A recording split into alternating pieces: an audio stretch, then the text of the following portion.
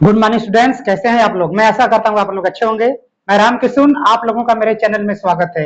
मैं आज आप लोगों को इंग्लिश में ग्रामर में प्रेजेंट परफेक्ट टेंस बताने जा रहा हूँ।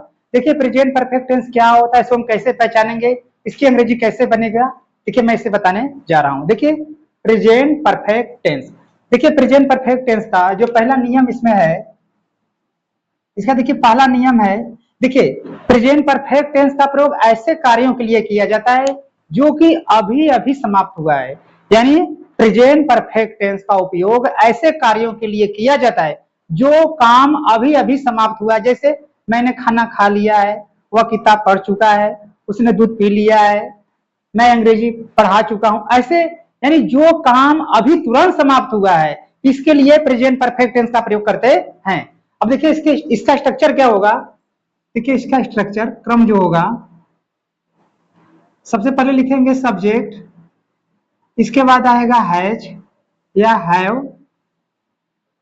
इसके बाद V3 क्रिया की थर्ड फॉर्म और ऑब्जेक्ट, इसके बाद फुल स्टॉप। देखिए प्रेजेंट परफेक्ट टेंस जो है इसकी अंग्रेजी किस वाक्यों के लिए बनाया जाता है। देखिए प्रेजेंट परफेक्ट टेंस ऐसे कार्यों के लिए प्रयोग किया जाता है जो काम अभी तुरंत पल दो पल पहले समाप्त हुआ है, यानी जो काम अभी समाप्त हुआ है उसके लिए प्रेजेंट परफेक्ट टेंस का प्रयोग करते हैं।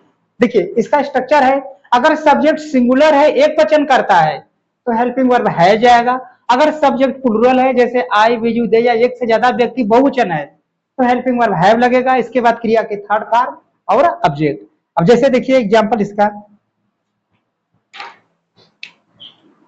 वह खाना पका चुका है या वह खाना पका लिया है।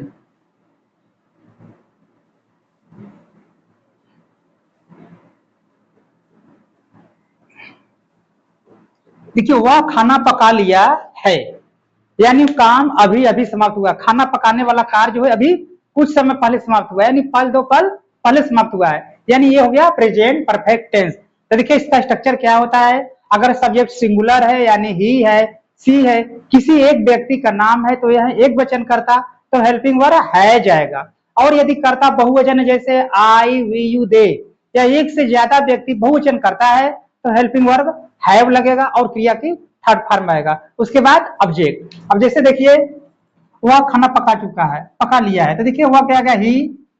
अब ही एक वचन करता है, तो हेल्पिंग वर्ब आएगा हैज, ही हैज। अब क्या कर लिया है, देखिए सब्जेक्ट हो गया ही, सिंगुलर सब्जेक्ट, हेल्पिंग वर्ब हो गया है, जिसके बाद देखिए मेन वर्ब, देखिए सब्जेक्ट हो गया ही, हेल्पिंग वर्ब हो गया है, जिसके बाद देखिए V3 यानी क्रिया का थर्ड फॉर्म। क्रिया क्या है, पकाना। देखिए खाना पकाने के लिए क्या करते हैं, कुक, तो कुक का थर्ड फॉर्म क्या हो जाएगा, कुक्ड, कुक्ड फूड। उसने खाना पका लिया है, वह खाना पका चुकी है। देखिए हो गया प्रेजेंट परफेक्ट टेंस। क्या कहो देखते इस तरह का, तुम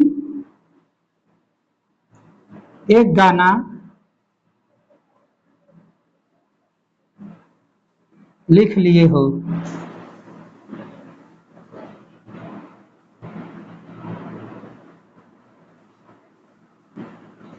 ठीक है, तुम एक गाना लिख लिए हो, यानी काम अभी समाप्त हुआ है, तुरंत समाप्त हुआ है, ये हो गया प्रेजेंट परफेक्ट टेंस। तो देखिए लिखेंगे तुम लिए यू, यू देखिए बहुवचन करता है, तो इसके साथ हेल्पिंग हो जाएगा हैव, यू हैव। अब देखिए मेन वर्ब क्या है, लिखना, तो लिखने के लिए आता है राइट, राइट, इसका थर्ड फॉर्म होगा रिटेन। देखिए सब्जेक्ट हो गया यू, बहुवचन करता है, हेल्पिंग हो गया हैव, क्रिया की थर्ड फॉर्म रिटेन, इसके बाद क्या लिख चुका है, ऑब्जेक्ट है एक गाना, तो लिखेंगे अ सॉन्ग, इसके बाद फुल स्टॉप। ताकि एग्जाम्पल और देखते हैं,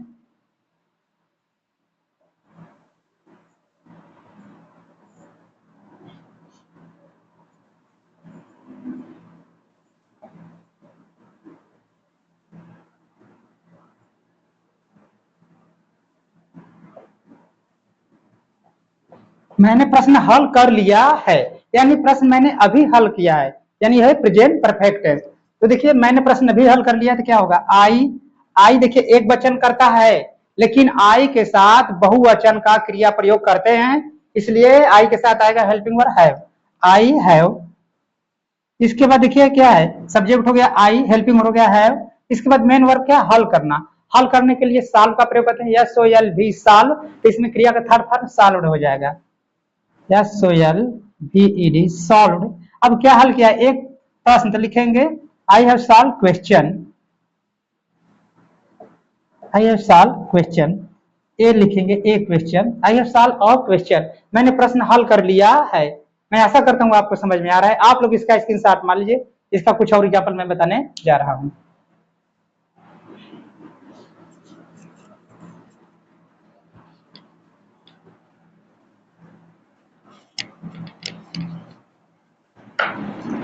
देखिए प्रेजेंट परफेक्ट टेंस का प्रयोग ऐसे कार्यों, देखिए ये तो पहले रूल था पहला, दूसरा रूल देखिए यह होता है प्रेजेंट परफेक्ट टेंस का प्रयोग देखिए हम ऐसे कार्यों के लिए करते हैं जो काम भूतकाल में हुआ है लेकिन उसका असर वर्तमान में है, तो भी हम प्रेजेंट परफेक्ट टेंस का ही प्रयोग करते हैं।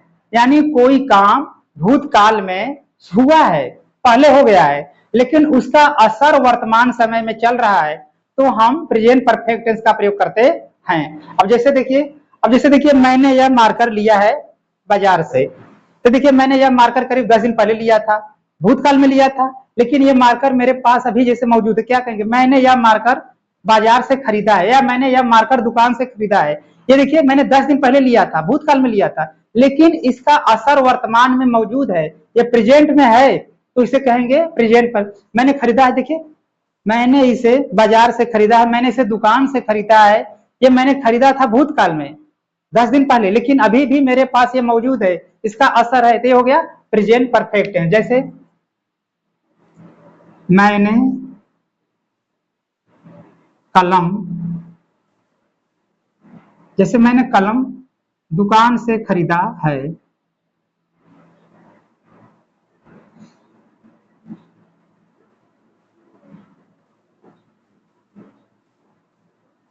मैंने कलम दुकान से खरीदा है। देखिए मैंने कलम खरीदा है कहां से, दुकान से खरीदा है, 10 दिन पहले खरीदा है, लेकिन वो अभी भी मौजूद है, प्रेजेंट में है, तो इसके लिए प्रेजेंट परफेक्ट टेंस का प्रयोग करेंगे। तो देखिए हो जाएगा आई के साथ आएगा helping verb have, I have. अब देखिए खरीदने का थर्ड फॉर्म होता है बाट, तो हो जाएगा बाट, आई हैव बाट। देखिए मैंने कलम दुकान से, आई हैव बाट पेन, पेन माने कलम, कहां से खरीदा है, दुकान से, फ्रॉम शॉप, शॉप माने दुकान, from shop, I have bought pen from shop, मैंने दुकान से कलम खरीदा है। अब जैसे देखिए अगला, राम ने अंगुली काट लिया है, राम ने अंगुली काट लिया है,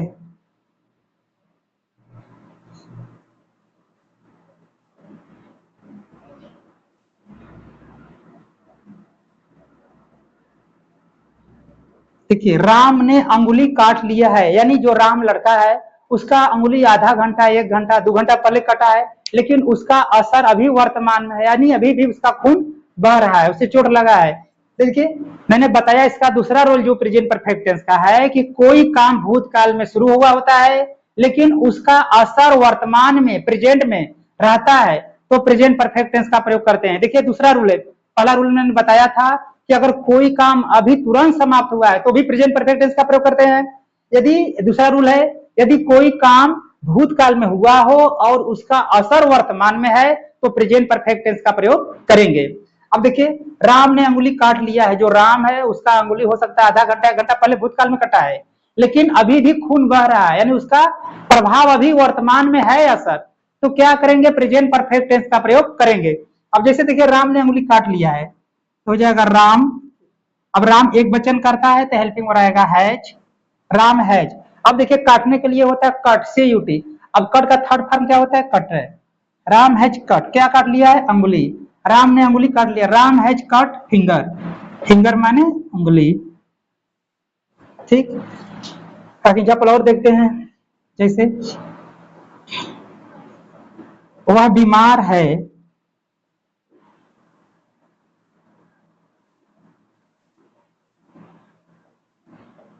देखिए वह बीमार है, नहीं इसका देखिए दूसरा एग्जांपल बन जाएगा, ये नहीं बनेगा इसमें। देखिए तो मैं आशा करता हूं यह समझ में आ रहा है। मैंने देखा 2 रूल बताया, पहला रूल वह होता है जो काम अभी अभी समाप्त हुआ है उसे कहते हैं प्रेजेंट परफेक्ट टेंस, जैसे मैंने किताब पढ़ लिया, मैं किताब पढ़ा चुका हूं।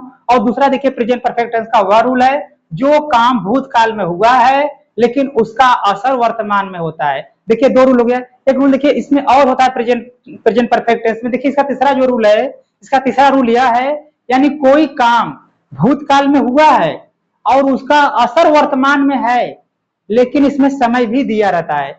इसको मिटाकर मैं बता रहा हूं।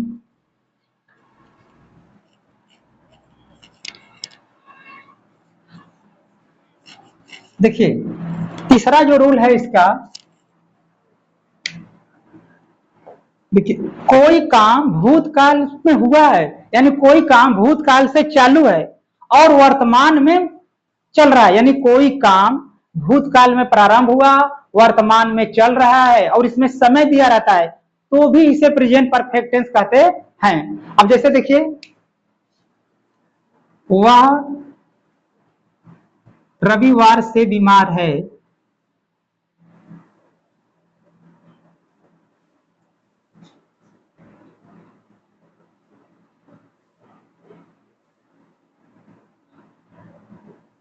देखिए वह रविवार से बीमार है यानी कोई काम भूतकाल में हुआ, सॉरी कोई काम भूतकाल में प्रारंभ हो गया और वर्तमान में चल रहा है और इसमें समय भी दिया रहता है। देखिए वह रविवार से बीमार है, कब से बीमार है? रविवार से।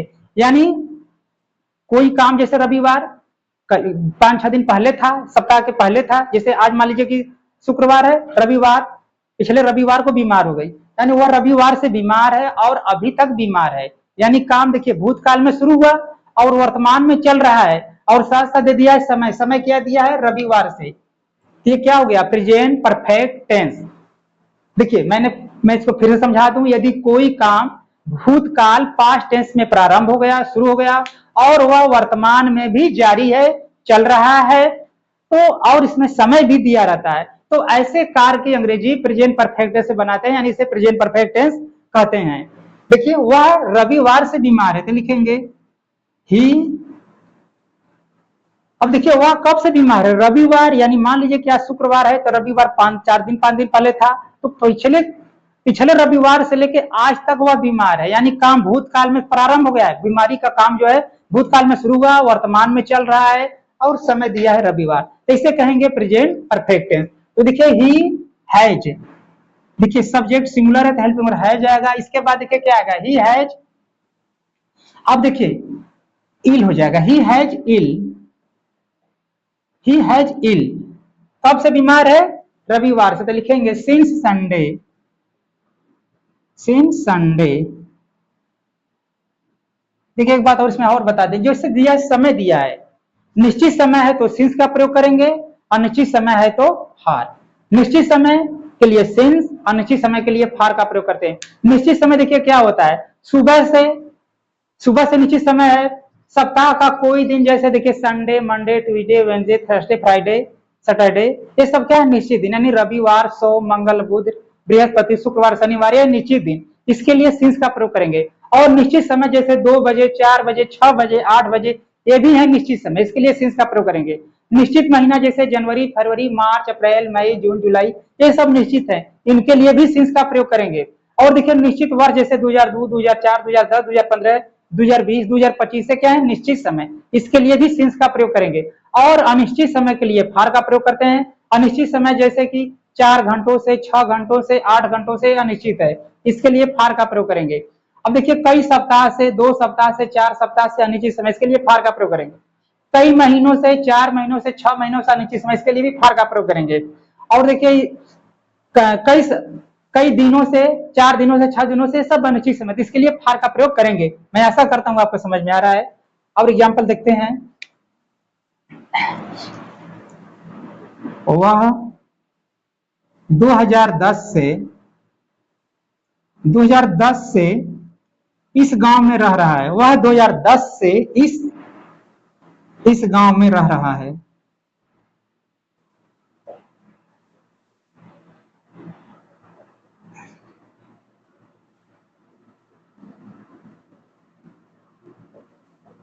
देखिए वह 2010 से इस गांव में रह रहा है। देखिए ये भी है प्रेजेंट परफेक्ट टेंस में, इसकी अंग्रेजी बनेगी। यानी देखिए देखिए कोई काम भूतकाल में शुरू हो गया है और वर्तमान में चल रहा है और साथ साथ दिया है समय। देखिए वह 2010 से इस गांव में रह रहा है, यानी देखिए वह 2010 से इस गांव में रह रहा है। देखिए रहना कब शुरू किया? 2010 से, भूतकाल में काम शुरू हुआ है और वर्तमान समय में भी यानी 2025 इसमें चल रहा है, अभी तक चल रहा है और इसमें समय दिया है 2010, तो इसे कहेंगे प्रेजेंट परफेक्ट। तो इसकी अंग्रेजी बनेगा ही हैज, देखिए वह 2025 रहा, ही हैज। अब देखिए रन, देखिए करता हो गया ही, एक वचन, हेल्पिंग हो गया हैज, इसके बाद मेन वर्ब क्या है? रहना, तो रहने के लिए होता है लिव, इसका थर्ड फॉर्म होगा लिव्ड। ही हैज लिव्ड, अब कहां रह रहा है? इस गांव में, इस गांव में, तो लिखेंगे in this village, in this village. अब कब से रह रहा है? 2010 से। देखिए 2010 निश्चित समय है, तो इसके लिए सिंस का प्रयोग करेंगे, सिंस 2010। देखिए 2010, हाँ ऐसे लिख देते हैं 2010।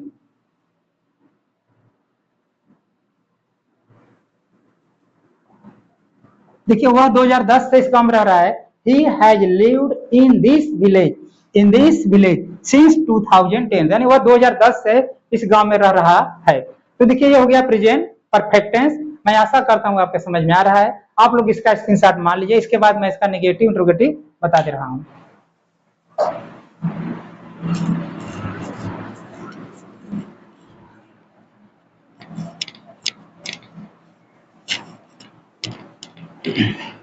देखिए अगर यही वाक अगर नकारात्मक है, यदि प्रेजेंट परफेक्ट टेंस नेगेटिव वाक है, नकारात्मक है, तो हैज और हैव के बाद नॉट का प्रयोग करते हैं, सारा रूल पहले जैसा ही रहेगा। देखिए प्लस नॉट प्लस देखिए V3 प्लस ऑब्जेक्ट, उसके बाद फुल स्टॉप। देखिए अगर वाक्य भूतकाल में, सॉरी अगर वाक्य निगेटिव है, एक वचन करता है, तो हैज नॉट V3 ऑब्जेक्ट। अगर करता बहुवचन है, हैव नॉट V3 और ऑब्जेक्ट का प्रयोग करते हैं।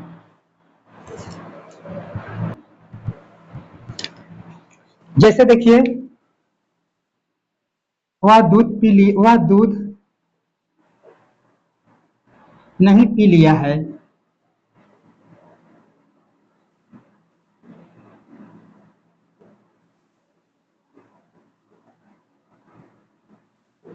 देखिए मैं इसको एक बार फिर समझाता रहा हूं। अगर वाक्य नकारात्मक है तो हैज और हैव के बाद नॉट का प्रयोग करते हैं, सारा रूल पहले जैसा ही रहता है। देखिए वह दूध नहीं पी लिया, तो क्या लिखेंगे? ही, एक वचन करता है तो हैज, ही हैज नॉट।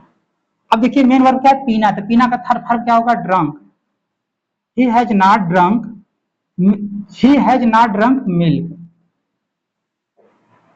इसके बाद फुल स्टॉप। देखिए करता ही एक वचन है, हेल्पिंग वर्ब है जाएगा। अगर अब देखिए वाक्य नकारात्मक है तो नहीं के लिए नॉट आ गया, मेन वर्ब की थर्ड फॉर्म ड्रंक, ऑब्जेक्ट हो गया मिल्क। एक और देखते हैं, हम क्रिकेट नहीं खेल लिए हैं, हम क्रिकेट नहीं खेल चुके हैं। देखिए हम क्रिकेट नहीं खेल चुके हैं, यानी अभी अभी एक कार्य बता रहा हूं, अभी क्रिकेट नहीं खेल चुके हैं, ये हो गया प्रेजेंट परफेक्ट टेंस नेगेटिव। तो देखिए हम के लिए हो गया वी, वी बहुवचन करता है, इसके साथ हेल्पिंग रहेगा हैव। फिर अब देखिए वाक्य नकारात्मक है तो हैव के बाद आएगा नॉट। अब देखिए मेन वर्ब क्या? खेलना, तो इसका थर्ड फॉर्म होगा प्लेड। अब इसके बाद देखिए क्या है? ऑब्जेक्ट क्या है? क्रिकेट, तो क्रिकेट का अंग्रेजी हो जाएगा क्रिकेट। इसके बाद फुल स्टॉप। मैं ऐसा करता हूँ आपको समझ में आ रहा है। आप लोग इसका स्क्रीनशॉट मान लीजिए, इसके बाद मैं इसका इंट्रोगेटिव बताने जा रहा हूं।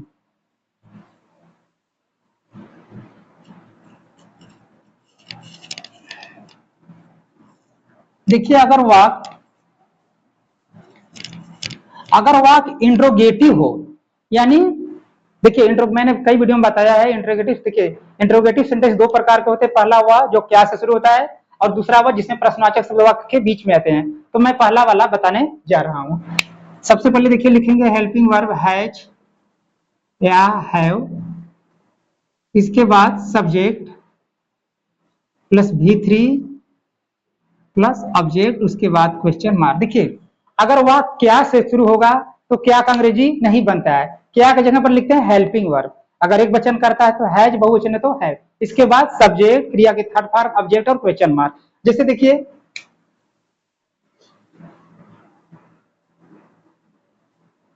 क्या उसने सेब खा लिया है, क्या उसने सेब खा लिया है, क्या उसने एक सेब खा लिया है।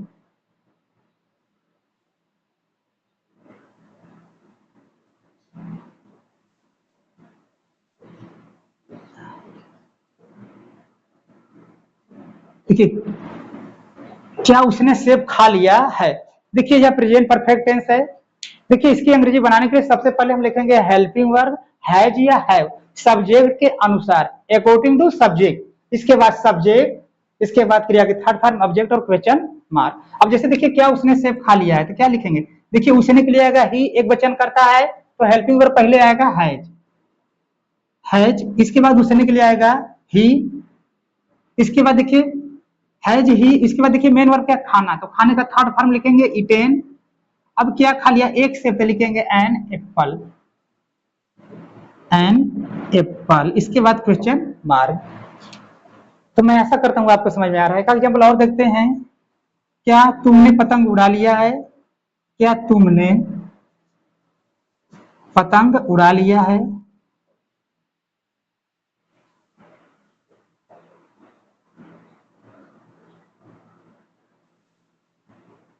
देखिए क्या तुमने पतंग उड़ा लिया है।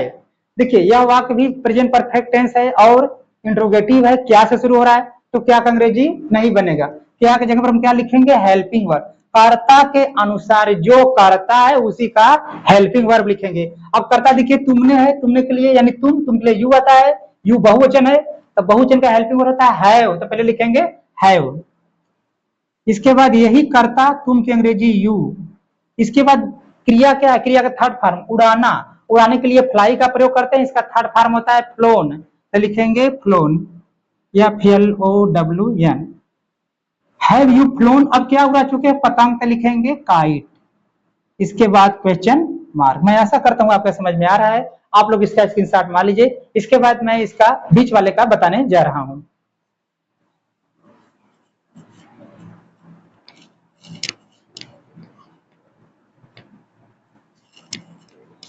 देखिए अगर प्रश्नवाचक शब्द वाक्य के बीच में है, देखिए अगर प्रश्नवाचक शब्द वाक्य के बीच में है, जैसे what, where, when, why, how, ये जब जो बीच में अगर प्रश्नवाचक शब्द वाक्य के बीच में है तो सबसे पहले इन प्रश्नवाचक शब्द की अंग्रेजी लिखेंगे, जैसे व्हाट, वेयर, व्हेन, व्हाई। इसके बाद सहायक क्रिया हैज या है, फिर सब्जेक्ट, फिर आएगा क्रिया की थर्ड फॉर्म, ऑब्जेक्ट और क्वेश्चन मार्क। जैसे देखिए वह क्यों विद्यालय जा चुकी है, वह क्यों विद्यालय जा चुकी है।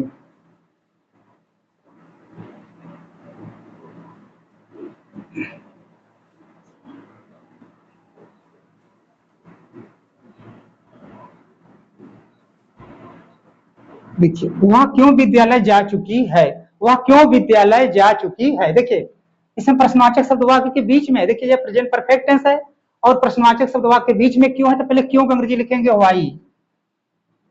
इसके बाद देखिए करता हुआ है, एक वचन है तो हेल्पिंग हो रहेगा हैज, व्हाई हैज। अब देखिए वह की अंग्रेजी हो जा सी। अब देखिए जा, व्हाई एक वचन करता है तो हैज, फिर यही करता सी, फिर देखिए जाना मेन वर्ब, जाने का थर्ड फॉर्म होगा गॉन। अब देखिए कहां जा चुका है विद्यालय, तो लिखेंगे टू स्कूल। इसके बाद क्वेश्चन मार्क। इस तरह से इसकी अंग्रेजी बनेगा। एक और देखते हैं। राधा क्या वाराणसी जा चुकी है।